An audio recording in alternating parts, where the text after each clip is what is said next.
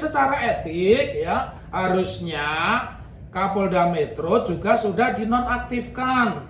Oleh karena itu semua yuris ahli hukum dimanapun bahu-membahu mendukung Pak Kamarudin ini supaya kasus ini dibuka selebar-lebarnya, seluas-luasnya. Persoalannya bukan sederhana Bapak ya dan semua yang mengikuti channel ini. Ini persoalan serius. Kenapa? Bayangkan Anda belum menonton tayangan ini, jangan lupa untuk subscribe, like, dan komen, terus share. Jangan lupa aktifkan tombol lonceng untuk notifikasi video-video kami terbaru.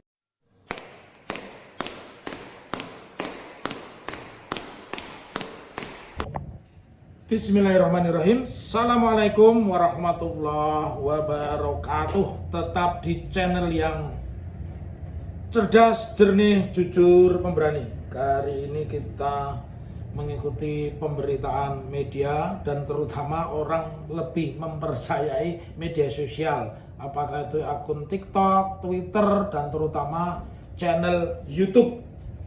Sebagaimana sudah diberitakan bahwa ada 25 ya orang di dalam satu gerbong ya itu yang sudah dinonaktifkan. Kalau dari Polres Metro itu ada 3 orang, Kapolres ya, kemudian Kasat dan Kanit 1. Tentu muncul pertanyaan karena sekarang ini ada dua bagian di institusi kepolisian yang melakukan pemeriksaan. Satu Irwasum, Inspektur pengawasan umum yang sudah mengatakan bahwa apa yang dilakukan oleh Ferdy Sambo ini salah ya, karenanya dia ditempatkan di Makobrimob. Tetapi ada satu pertanyaan ya, kalau Irwasum sudah menyatakan salah, yang sudah-sudah ini saya tidak tahu ini karena kasus ini memang seperti sinetron India. Biasanya setelah Dewan Etik menyatakan salah, itu pidananya juga salah. Tapi ini kan tidak kunjung datang. Jadi masyarakat awam tentu tidak bisa membedakan ya, pernyataan penonaktifan kemudian pemeriksaan terbukti bersalah itu dalam bidang administrasi atau juga pidana. Saya jawab di sini, pidana belum ada penjelasan resmi dari tim khusus yang dibentuk oleh Bapak Kapolri, Jenderal Polisi Listio Sigit Prabowo. Karena itu di dalam kesempatan ini supaya tidak masyarakat itu panik, saya juga ingin Pak Kapolri tegas. Pak Kapolri ini kelihatannya seperti takut kepada Kapolres Metro Fadil Imran. Tidak mungkin dia rangkul-rangkulan sampai menangis mencium kening kalau tidak diceritain atau tidak dibisikin oleh Ferdy Sambo. Kalau peristiwa yang menggeluti Ferdy Sambo ini membawa korban banyak orang, kenapa Pak Fadil Imran ini masih tetap bertahan? Apakah takut begitu Pak Kapolri? Sebagai sesama orang Jawa Tengah ya, dulu Pak Kapolri ini pernah berdinas di Solo, saya support beliau ya. Meskipun beliau bukan orang asli Solo, beliau ini orang Jogja, tetapi Jogja Solo itu berdekatan lah. Saya dukung Bapak, apalagi Bapak ini didukung Presiden, itu perintah Presiden langsung loh. Ya, untuk ngusut sampai tuntas sejernih-jernihnya itu perintah dari Presiden. Jadi Bapak mesti hargai itu. Siapapun, tidak mungkin di dalam peristiwa pidana itu sebuah persoalan yang seperti ini itu sendirian, itu tidak mungkin. Karena Brigadir sudah mengakui bahwa dia bukan pelaku tunggal. Oleh karena itu tentu ada unsur turut serta. Barangkali turut serta ini bisa saja menjadi lebih serius karena dia aktor intelektualisnya. Apa itu maksudnya? Yang memerintahkan ya. Jadi kalau institusi Polres Metro itu sudah 3 dinonaktifkan termasuk Kapolres, Kasat Reskrim, dan Kanit, masyarakat ini menunggu kenapa Kapolda yang berpelukan menerima ibanya Sambo, dia mengatakan secara terbuka memberikan simpati, kalau tidak tahu masalahnya simpati apa. Jadi ini secara etik ya harusnya Kapolda Metro juga sudah dinonaktifkan. Oleh karena itu semua yuris ahli hukum dimanapun bahu-membahu mendukung Pak Kamarudin ini supaya kasus ini dibuka selebar-lebarnya, seluas-luasnya. Persoalannya bukan sederhana Bapak ya, dan semua yang mengikuti channel ini. Ini persoalan serius. Kenapa? Bayangkan ada orang sipil lewat di jalan tol atau di jalan sepi ya, tiba-tiba dibunuh orang, ternyata pelakunya itu mungkin polisi, mungkin tidak, kita tidak pernah tahu. Nah, ini peristiwa yang menimpa anggota polisi di rumah dinas polisi, pelakunya polisi.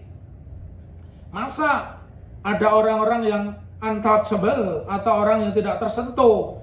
Kan jadi takut ya, takut nanti kalau satu ketika orang-orang vokal itu di jalan sendirian, jalan tol, ketika ditembak, polisi saja tidak bisa diketahui siapa penanggung jawabnya.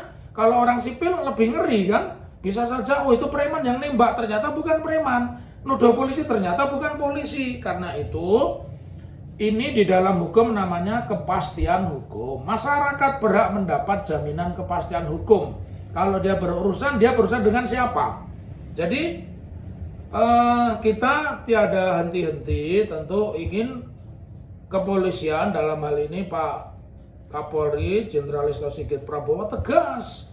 Kalau memang peristiwa peluk-pelukan itu bukan merupakan pelanggaran etik, ya diberi penghargaan, malahan kasih reward, kasih reward kepada Pak Kapolda Fadil Imran ya. Tetapi kalau peristiwa itu bagian dari peristiwa di mana 25 orang di dalam satu gerbong ini bermasalah, ya diumumkan secara terbuka. Dia mestinya di non-job dulu.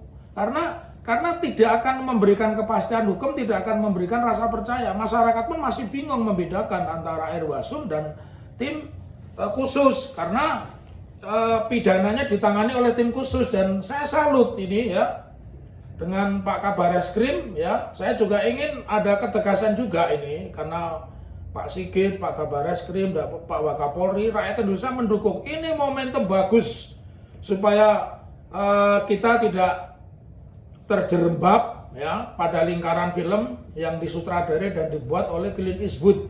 Waktu itu dia bercerita tentang good cop, polisi yang baik. Kemudian dia tentang bad cop. Yang ketiga tentang the ugly cop. Yang ini yang bahaya, the ugly cop ini. Polisi yang ugal-ugalan ini sudah saatnya ditertibkan, dan itu akan menjadi catatan tersendiri buat Pak Sigit. Sudah saatnya Pak Sigit ini menggunakan semangat hukum progresif. Buktinya dia bikin Perkap nomor 8 2021. Dia bikin SE nomor 2 2021 tentang restoratif justice, menggunakan hukum progresif.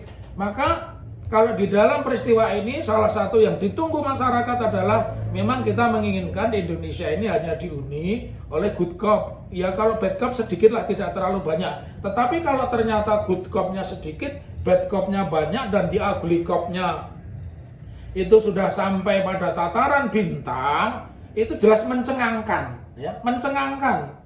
Kita kan anggarannya itu besar loh ya. Kalau kita lihat itu anggaran Bareskrim itu per bulannya jauh lebih besar daripada yang dipakai oleh institusi lain sejenis gitu loh ya. Jadi melalui channel ini saya berharap besar, saya sebagai rekan yang dulu pernah bergaul dengan Pak Sigit di Polresta Surakarta menginginkan Pak Sigit menunjukkan kembali taringnya dan juga meluruskan kembali bahwa institusi polisi itu masih satu komando. Simpang siur tentang mobil rantis Brimob di Bareskrim itu enjoy saja ya.